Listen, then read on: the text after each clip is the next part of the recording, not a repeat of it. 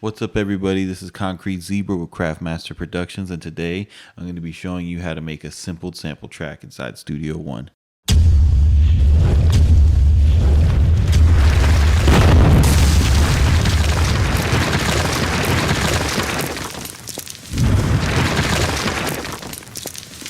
What's up, everybody? Welcome back. This is Concrete Zebra with Craftmaster Productions. Today we're going to be looking at making a quick, simple sample track inside Studio One.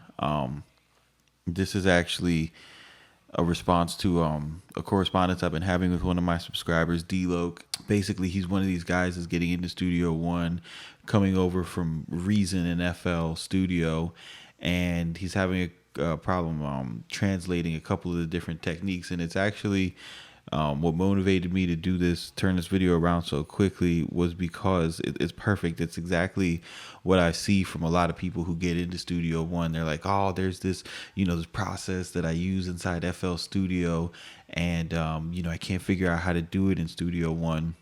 And it's actually one of the things I don't like about FL Studio, because they have some presets inside some of their plugins, and I've seen it because I watch a lot of FL Studio tutorials, because that's what most of the the modern hip hop beat making tutorials are on, and I just incorporate their stuff in Studio One. But a lot of some of their plugins, like a multi-band compressor, or even in Maximus, they have settings in there where they have a multi-band compressor, for example, cutting the lows, removing a kick or something, which is in the audio world, it's totally counterintuitive. If you wanted to remove a kick, you would never, if you were paying a real engineer for studio time or something, they would never pull up a multi-band compressor to do that.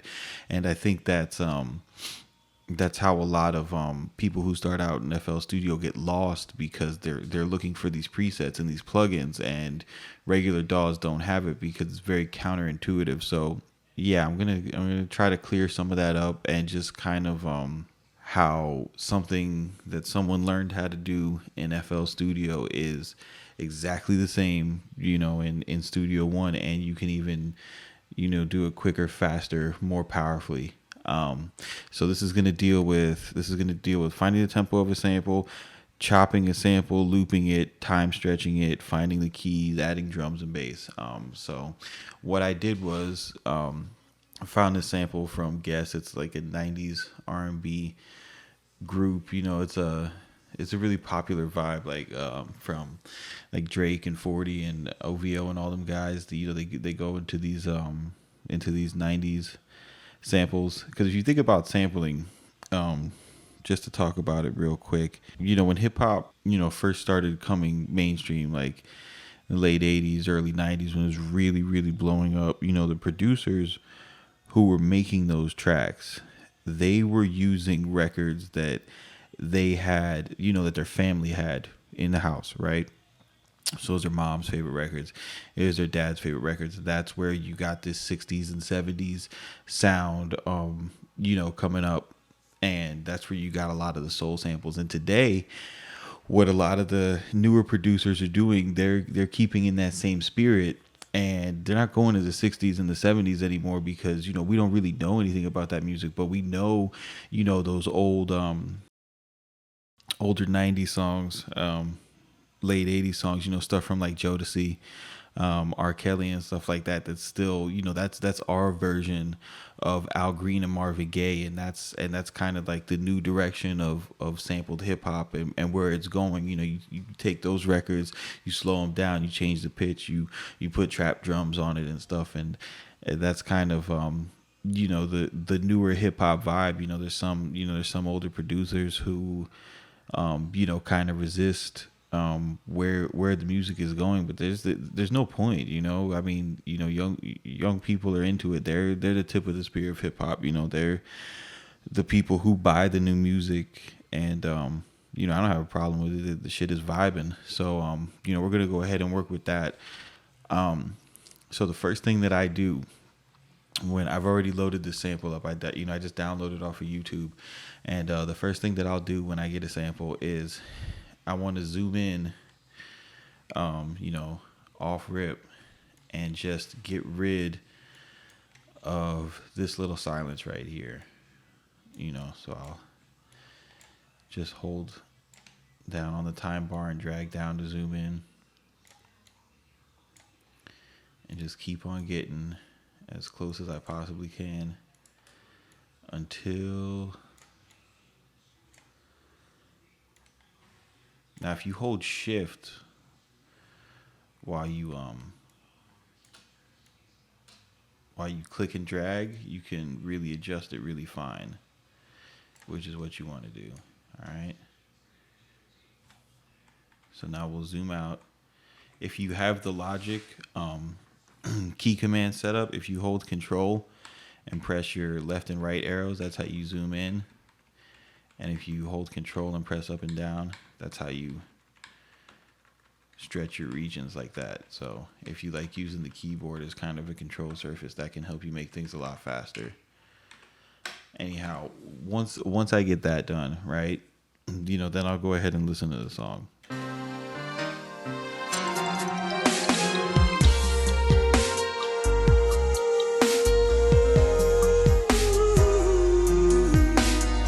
All right. So what I do is I'm listening for where the snares are. The majority of everything I do is I work in double time because I mostly do trap, and once I can identify the snare transients, then I can start figuring out the tempo. So I'll go back.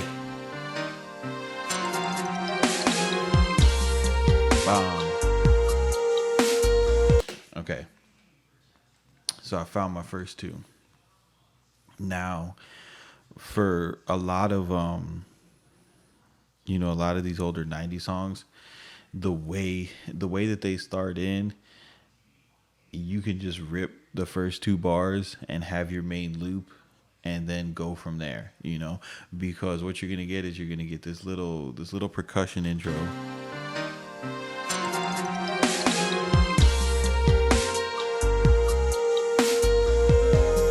And then in the intro, you're gonna get that guy, or the singer, who's ever singing on it. They're gonna be doing this little vocal run, right? And when you wind up looping that it winds up sounding really cool. So the first thing that I'm gonna do is get rid of the stuff that I'm not gonna use in the front.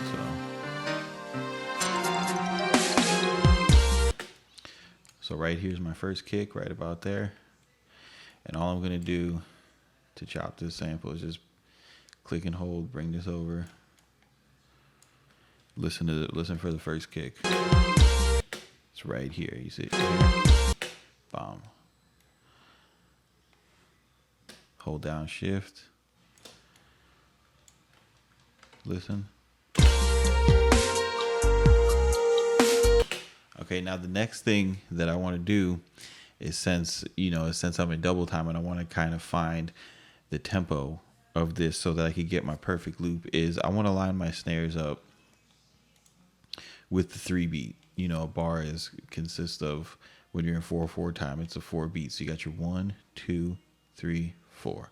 1, 2, 3, 4. In double time, your snares are on the 3. In straight time, your snares are on the 2s, or on the 2 and the 4. I'm sorry. So we got a snare here and we got a snare here. If I just adjust the tempo a little bit and try to put this snare right there and this snare right here, I'll bet you if I set myself up a little 2-bar loop, it lines up pretty tight. Let's check it out.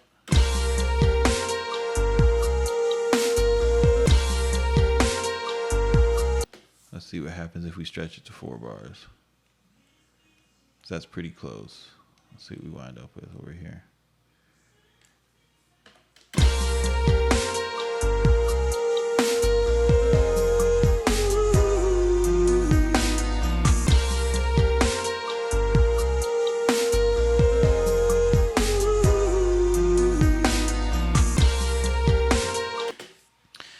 All right, so we're pretty close to the correct tempo. This is a lot easier on 90s type stuff, because as opposed to like a 70s or a 60s record, because a lot of this stuff was made with drum machines. Drum machines are quantized, which means they line up on the grid a lot easier. When you're sampling stuff with a live drummer, it can be, kind of difficult to find the right loop. But if we see right here, this is where that other kick is starting. So I'll just zoom in, because you want to make sure you get exactly the right chop. That way you don't get a pop or a click. Switch to my cut tool. And now that I got that, right, I don't really need the rest of this song. So I'm just going to throw it over here, and we'll work with our one loop, okay?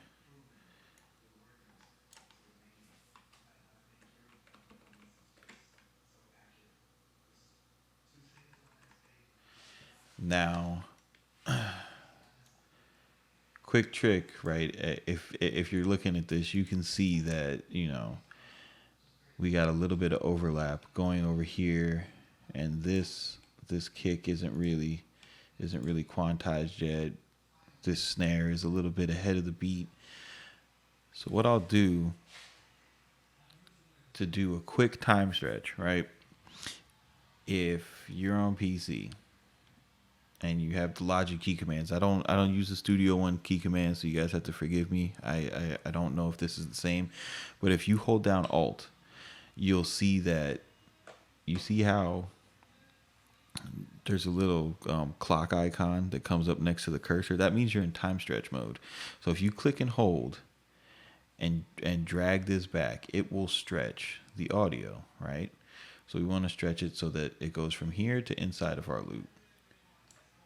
Now we listen.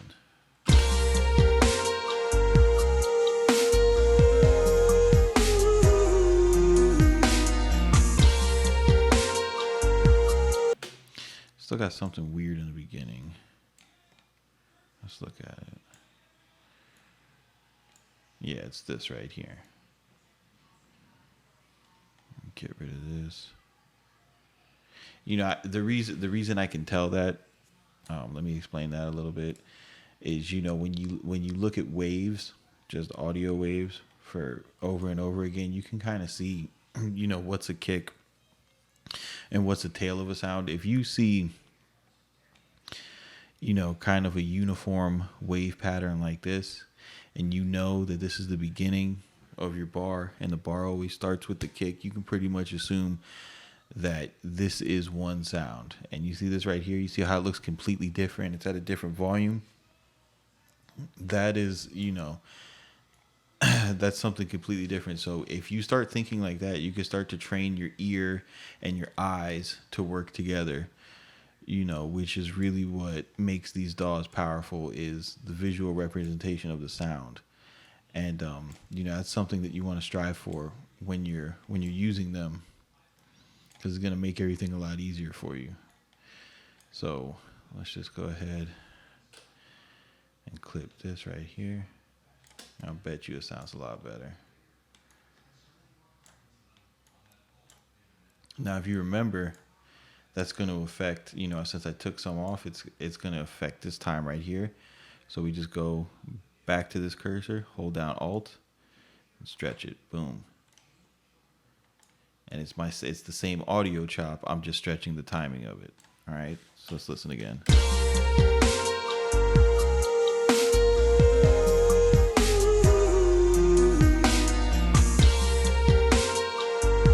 All right. There's your perfect loop. Now you're all looped up. You're almost ready to go. I take it a step further, because my personal style, okay, I'm gonna be putting trap drums on this. You can already see this is going at 128. It's the perfect tempo. We're gonna have snare rolls, we're gonna have crazy hats, we're gonna go in on this. But if you look at it, these hits aren't exactly quantized, and what that's going to do, if I start programming drums over top of it, and I got a snare that isn't hitting exactly on the 3, it's gonna wind up sounding off beat. It's gonna push and pull, and it's just not gonna sound good. Even though this loop sounds amazing already, like we're almost there. So you to take it a step further, Studio One has an excellent pitch shift engine and time stretching engine. So I take advantage of that. And if you look at this tool right here, the bend tool, right? This is what I use to kind of fine tune this quantize, and it's a little tedious, but it's so worth it. So, sometimes before I knew about this, I would sample stuff and I try to put drums over it, and I threw away so many beats because I didn't know that it was this easy. So what I do is I press the number 7, and that brings up this bend tool. The first thing you want to do is you want to put a marker in the beginning. So you just pull the tool up, left click there. Okay. Now what that does is it says the next place that you put a marker and stretch, this point is going to stay the same. All right, so that might not make sense, but when you see me do it, you'll be able to follow me. So I know that this right here, this is a snare.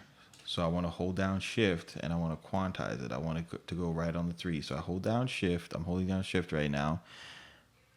I am left clicking, and then you stretch. Okay. So now you'll see that now the snare will hit right on the 3. Now, if you notice, it also helped, since I pulled this over just that little bit, it helped the kick out a little bit. Now we've got the kick right on the 2, which is what you want. Even though we're a little off here. So we could just change that a little bit. Okay, now we get the kick right on the 2. And what I do is I do this in between just the kick and the snare. Here we have this snare. Let's just listen to it and make sure it's on.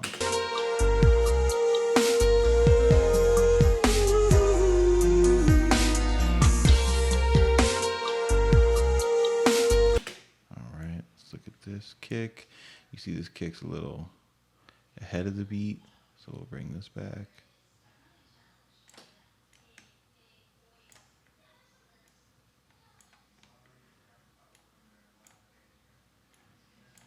That pushed this snare ahead of the beat, or behind the beat rather. So we'll put that there. And if you just go through each kick and each snare real quick,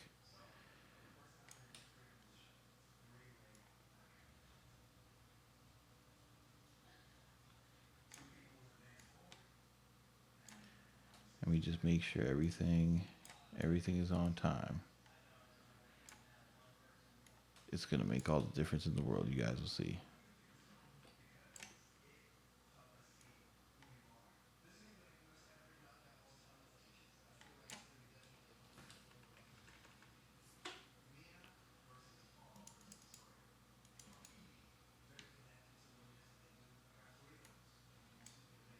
And you see this one got bumped way off beat. Think about it like a MIDI note. You would never have your snare over here if this was MIDI. All right. You see this guy right here? Oh, so do that.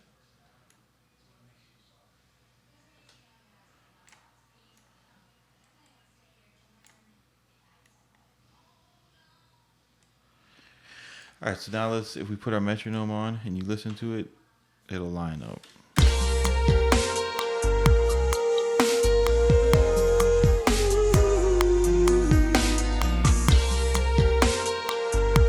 Perfect. All right, perfect.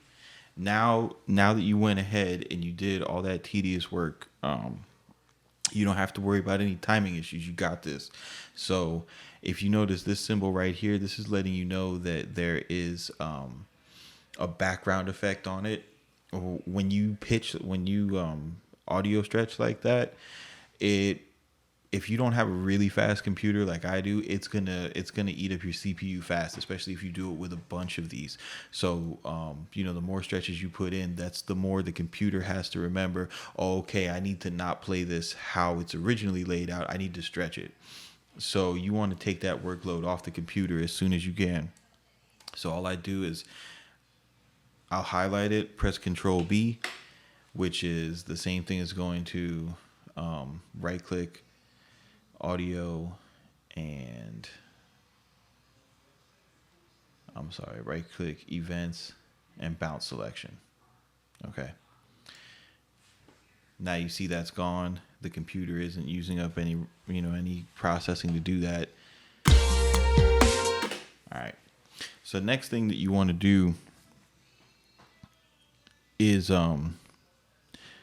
you want to find out the key of this sample. You want to, because that's going to determine what 808 you use, what keys that you can play without sounding out of key. If you're not a musician and you can't just listen to something and play along with it.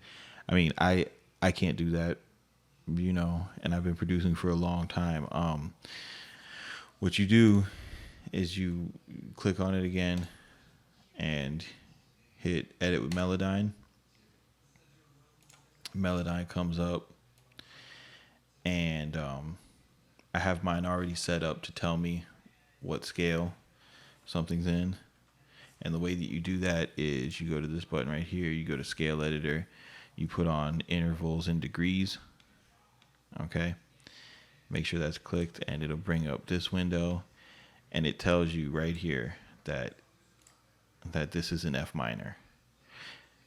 Depending on what you put in here, it'll tell you if it's in C minor or C major or whatever. If you look at it, it'll, like, you scroll all the way to the bottom. This is the notes of the bass. Okay. Here's the melodies. This is a really powerful tool. So, okay, now that I know that it's an F minor, I can get rid of that window. Another thing that you can do with Melodyne is, once you have this analyzed, you notice there's some MIDI notes over this, right? If you click this and you hold Alt just to copy the region, and you drag the audio to a MIDI region, you wind up with the MIDI data that Melodyne is analyzed. Okay. And what that's good for, you could just keep that on a track on mute. And what that's good for, sometimes if you're having trouble creating a bass line, you see down here C2, that's normally where your bass is found. This is the bass guitar that is picking up. So you could, delete all these notes, right? And just keep this, and start to build your bass line off of these notes. It's going to tell you, where the bass is starting and everything. So that's pretty cool. Anyhow. So once I figured out the key, this is telling me it's an F minor. Melodyne's usually on point. Sometimes it's not. Sometimes you got to tweak it. But I'm gonna, Control B this. Then the next thing that I'm gonna want to do is, let me just set my scale. Click this box here, so I make sure, if I wind up, programming something, I don't get no sour notes. I'm in key, everything's good. Now I could just trust my creativity and not have to worry about any technical stuff, right?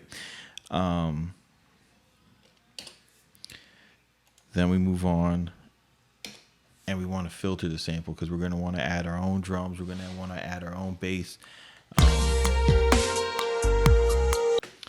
If we just listen to that, you can already hear it has a really powerful bass line. It's going in the full frequency spectrum. So we're going to have to cut the kick out, right?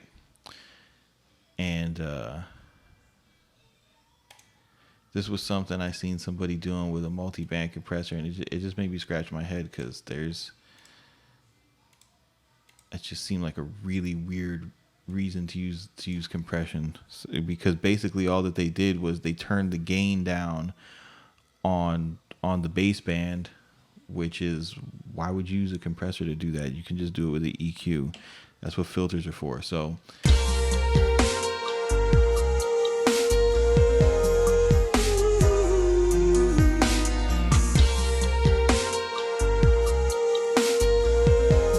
let me pull up an EQ on this channel. Now you see all this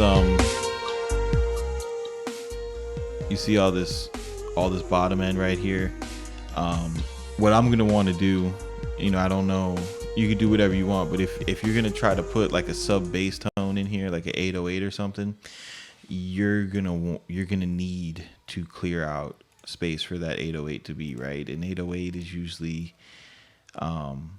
between 30 hertz and 200, the meat of it. You really don't want anything right here if you're using 808. So you want to try to keep this as free as possible if you really want your 808 to be present and big like it is on the radio and stuff. So I'll just go ahead and filter that out, and then we'll go and listen to it.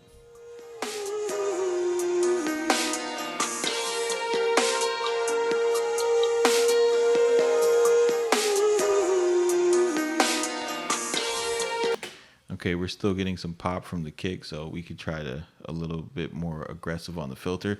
And what I did was use this LC, that stands for low cut, okay? And you set it to 48 dB. That, if you see 6 dB is a real gentle slope. If you're trying to aggressively filter something out, you want to use a higher slope. We'll listen to it again.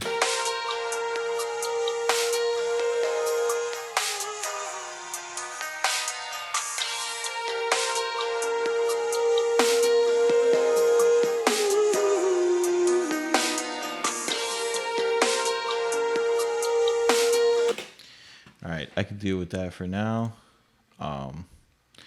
So I don't have any bass in my way. So then what I'll do is I'll just go ahead, open up Impact. I have a kit already loaded of sounds that I use that I like. And we'll just start programming something.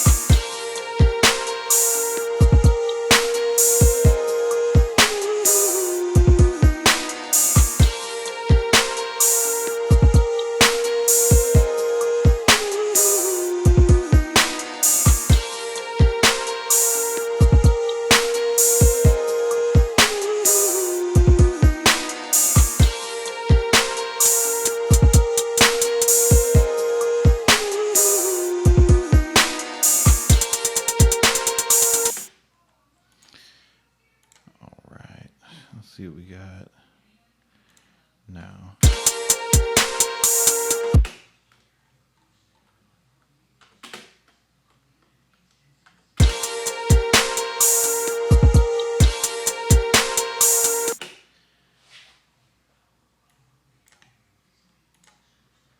And I know I'm going kind of fast with the drum programming, but if you watch my snare and hi-hat roll tutorial, you can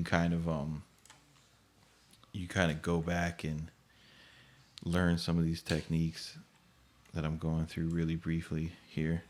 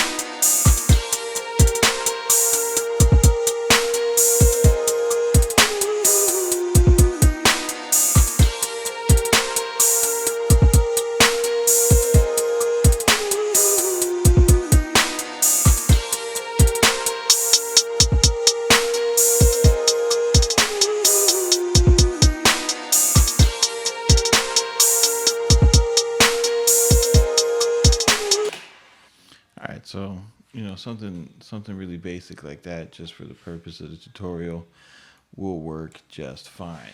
Okay, so you got a decent little 2-bar loop going, but you notice it's like, damn man, I just looped this sample. It's the first 2 bars of a song. It's kind of cheesy if I don't change it or flip it in some way, right? So one thing that you can do to start messing with the sound of a loop is to change the pitch. So if you right click on the actual sample, this button, transpose, you can bump it, bump the pitch up or bump it down, right?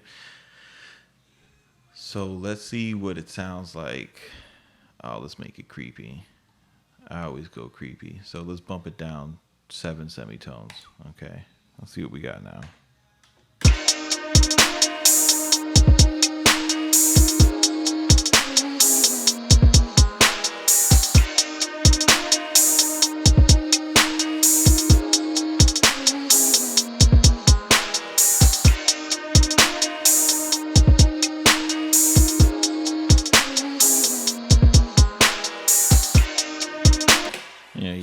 You got kind of like a little trippy vibe going on.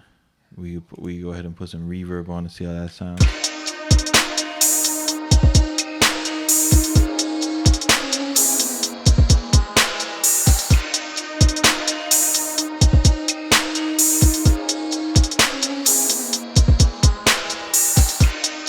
That's nice. It makes it kind of spacey, so I'll fuck with it.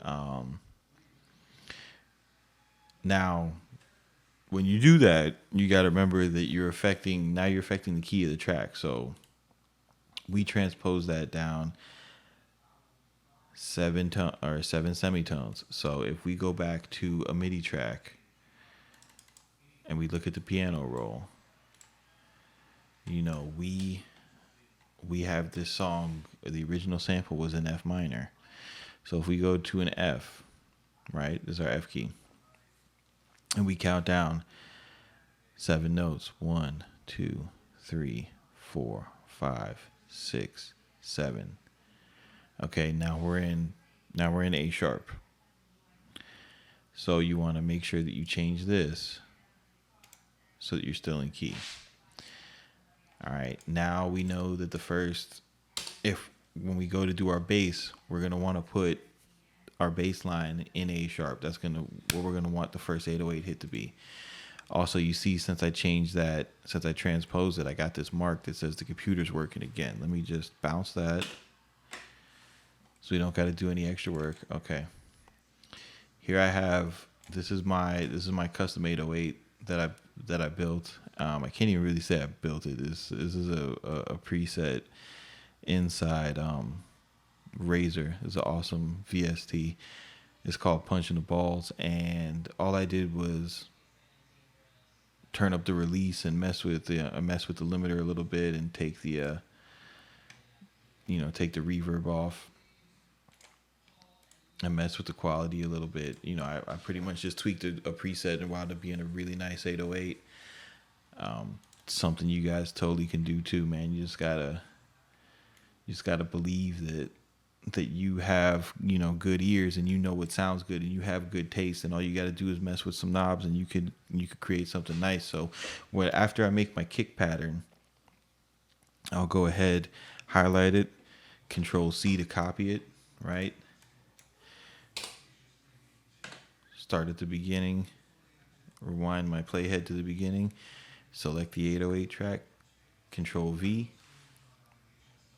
Now I've got it pasted inside of my 808 track. I know that I want to start on A sharp.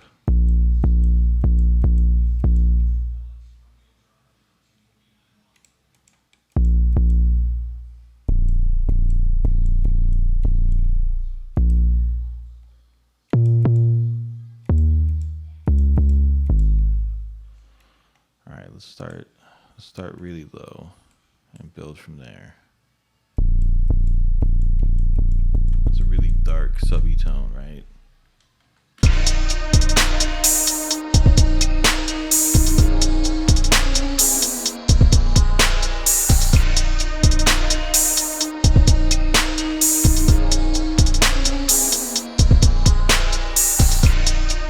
All right, you hear how the 808 it's not really sustaining.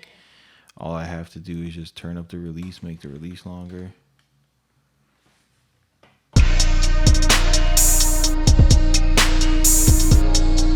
Hear the difference?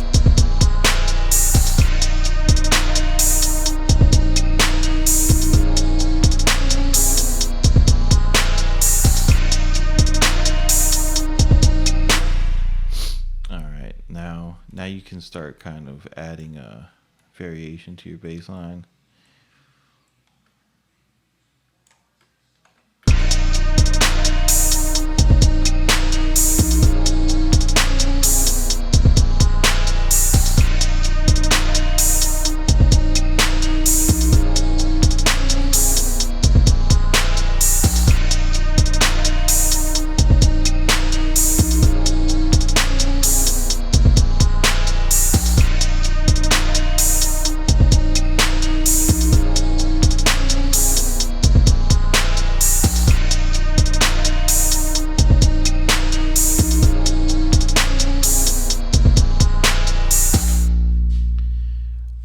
So now you got bass, you got drums, and just to take it a step further, I feel like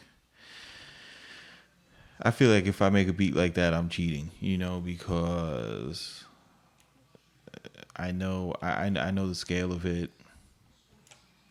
I can add more, I got to at least put something in there that I did. So, it could be anything, dude. Like, just to keep it easy and fast. Like, you just take some stupid bells, right? I mean, these bells have been in every trap song ever. Okay. You just make a quick little pattern.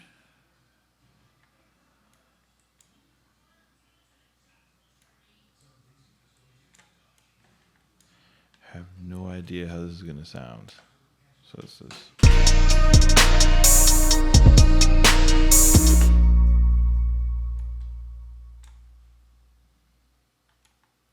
But you hear how, like off rip, nothing sounds out of tune or out of key because I went and took the time. Nothing sounds off beat. Everything's looping fine because I took the time to make sure that I found the key, time stretched and everything. So I could, literally just scribble, whatever onto this beat and it's going to sound okay.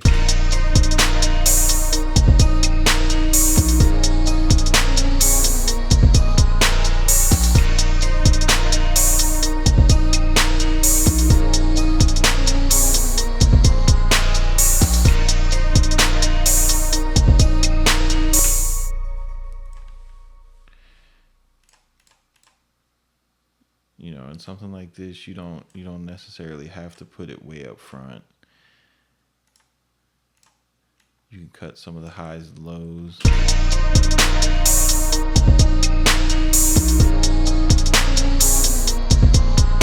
Now it sounds like it's part of the sample.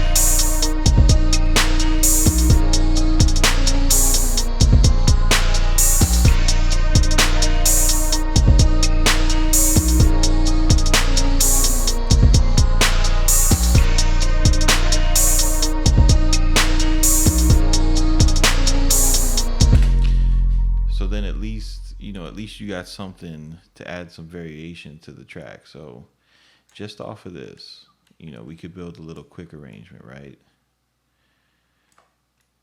We're working in double time, so that right there is a 4-bar loop, right? So that's our intro.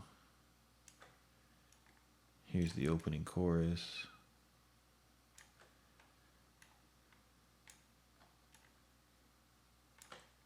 Here's a 12-bar verse. This will make sense if you just follow me for a second, right? So